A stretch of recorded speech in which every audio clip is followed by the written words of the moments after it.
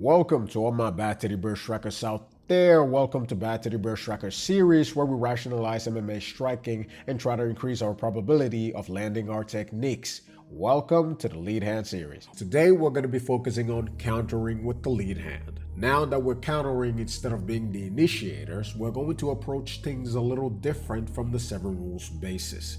Here we're going to be answering the questions why, when, and how to initiate a technique. So let's get into it. Today I introduce to you guys the lead hand, lead or rear parry to a jab counter. Starting with the why use this technique. Well, number 1, it is simple to look for and apply when pressuring. Number 2, it is highly frustrating to deal with because it demoralizes your opponent from wanting to initiate an attack after a successful exchange. Number 3, it is a great counter combination starter, meaning that it is easy to string combinations together, which leaves your opponent in a very vulnerable position. Moving on to when to apply this technique. Number 1, the biggest advantage of this technique is that it can be applied pretty much at any moment and is not restrictive as much when it comes to ranges. However, the most optimal time to use it is when the opponent is trying to press you and is willing to fully commit to their attack, which in this case would be the preferred jab or straight punches. Number 2, the more drive and force the opponent puts behind the attack, meaning they fully commit, the better and less time they will have to avoid the counter. Just a heads up for my ninjas. Look guys, if you guys find these videos valuable, I would appreciate if you guys smash that like button. Now let's move into how to apply this technique. For number 1, we need to set parameters. Even though parameters and frames are similar in essence, think of parameters more like tools to guide your opponent into doing what you want instead of trying to create or maintain space of a range, which is the core purpose of a frame.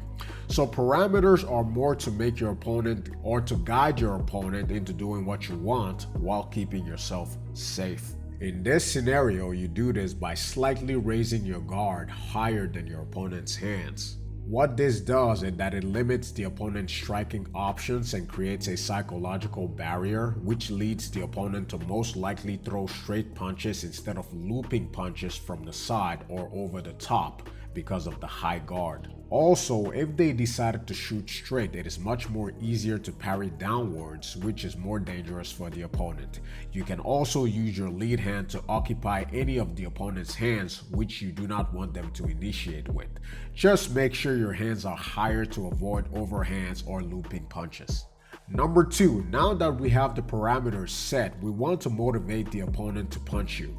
We can do this by increasing pressure by moving forward, using feints, or initiating our own jab, because most fighters are more likely to initiate their own jab after getting jabbed. Also, another way is by creating a false sense of security. You can do this by playing passive and not increasing the pressure as much in order to have the opponent gain a little bit of confidence to try to attack you. Number 3, position yourself firmly and sit well into your stance with your parameters ready.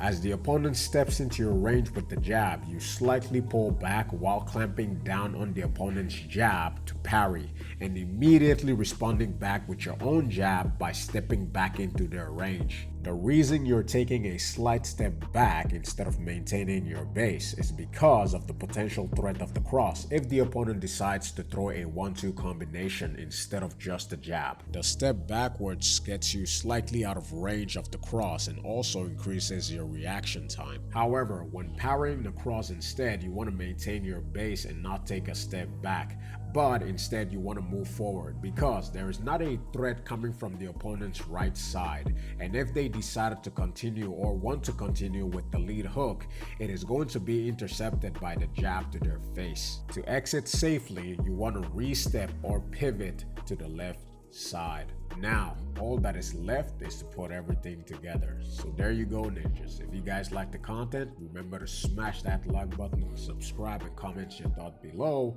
And remember that tough guys are made in the ring and not on the streets. Until then, I'll see you guys in the next one. Bad Teddy Bear, out.